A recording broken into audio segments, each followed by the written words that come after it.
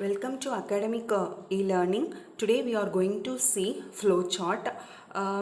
See, already I said whenever you are going to write any program, first thing is you have to think of the logic. So logic is nothing but we need to know what is the input and what is the output. Okay, and this logic must be represented either in the form of algorithm or flowchart or pseudocode. Okay, so in the previous session we had seen what is algorithm. So now we are going to see what is flowchart. Okay, so flowchart is nothing but the graphical representation or diagrammatic representation. Okay, so for that they are using so many symbols, but today we are going to see some basic symbols that are used in the flowchart. Okay, so here flow line symbols, terminal symbol, input output symbol, processing symbol, decision symbol, connector symbol and subfunction symbols are the basic symbols that are used in the flowchart. Okay, so what is flow lines?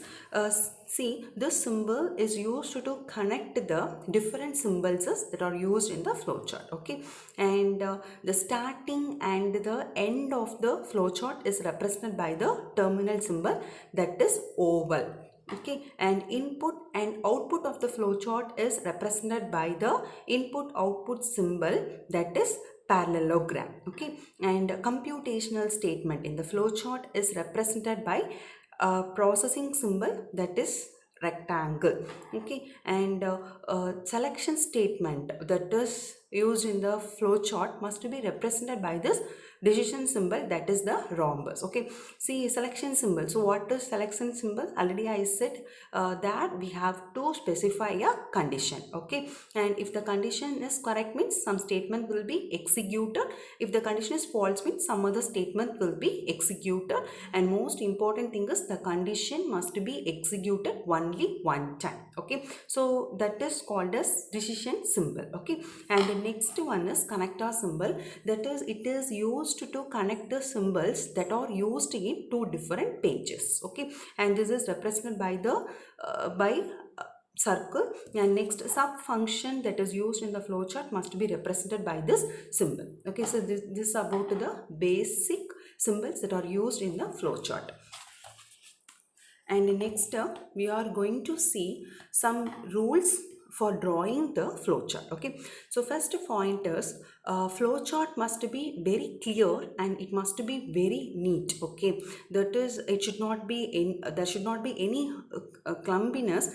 And next one is algorithm must have the start and the start. Okay, and next one is, here they are mentioning three symbol. One is, this is the process symbol, and this is the decision symbol, and this is the terminal symbol. Okay, that is only one flow line should be come out from the process symbol. Okay, and the decision symbol must accept only one input flow line, and it can accept two or more than two output flow lines. Okay, and according to the terminal symbol we need to use only one flow lines. Okay, so what is this terminal symbol? That is, it is used to represent the start and the end of the flowchart. Okay, and most important thing is within the symbol only we have to write. Okay, that is, we should not write outside the symbol. And second one is intersection of flow lines should be avoided. That is the flow line should not be intersect with each others. Okay, so these are the some basic rules that must be followed while drawing a flowchart. Okay, and next come the advantages. So these are all the advantages. So first one is communication. That is flowchart is always very easy to communicate, right? That is we all know that 1,000 words one diagram is more powerful than 1,000 words, right? So here also we are using so many diagrams, right? Therefore this is very good for communication. And second one is effective analysis. Okay, that is, it is always very easy to analyze the logic. And second one is, it is mainly used for documentation. And next one is it it is used for efficient coding. That is, from the flowchart it is always very easy to convert it into the program. Okay, and next one is it is used for proper debugging. So what is debugging?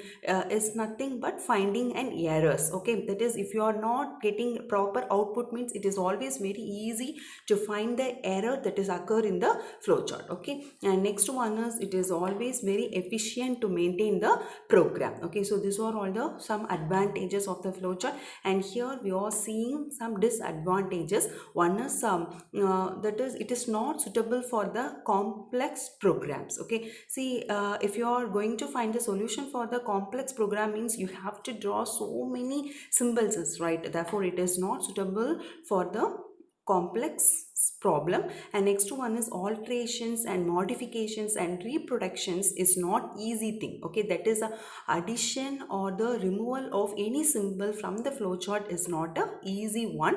And next one is cast. That is if you are going to draw a flowchart for the complex problem, means obviously it is going to take so much of time and so much of space. Okay, therefore cast is high for the complex problems. Okay, and next we are going to see an example. So here I have shown a simple example. What is this example? Is compute the larger of two numbers. Already I said, so this is a problem. First thing is you have to think of the logic. What is the input? Input is two numbers, and what is the output? Output is that is, if a is greatest, means that is the first number is greater, means you are just going to print a is greatest. Okay, if the second one is greatest, means you are just going to print b is the greatest. Okay, so it's very simple, right? So first one is, already I said, the flowchart must have the start and the stop. It must be represented by the terminal symbol, that is the oval. Okay, and this is the input, that is you have to give two input. Therefore